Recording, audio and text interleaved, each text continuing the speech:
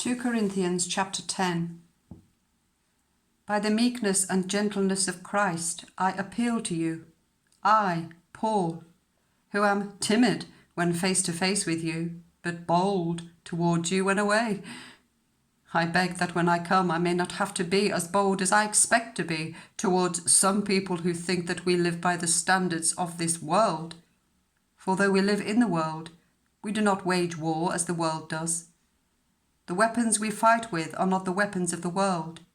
On the contrary, they have divine power to demolish strongholds.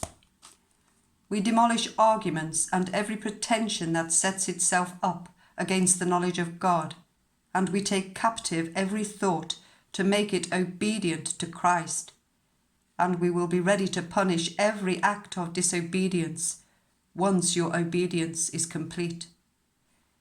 You are judging by appearances.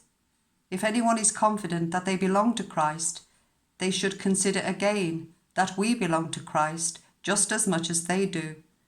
So even if I boast somewhat freely about the authority the Lord gave us for building you up rather than tearing you down, I will not be ashamed of it.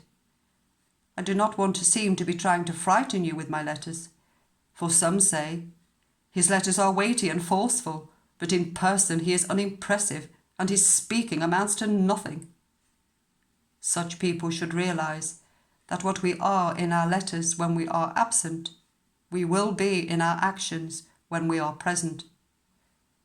We do not dare to classify or compare ourselves with some who commend themselves. When they measure themselves by themselves and compare themselves with themselves, they are not wise. We, however, will not boast beyond proper limits, but will confine our boasting to the sphere of service God Himself has assigned to us, a sphere that also includes you. We are not going too far in our boasting, as would be the case if we had not come to you, for we did get as far as you with the gospel of Christ. Neither do we go beyond our limits by boasting of work done by others.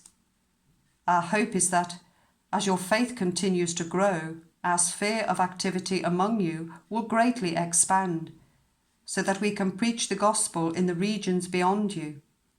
For we do not want to boast about work already done in someone else's territory, but let those who boast boast in the Lord. For it is not those who commend themselves who are approved, but those whom the Lord commends.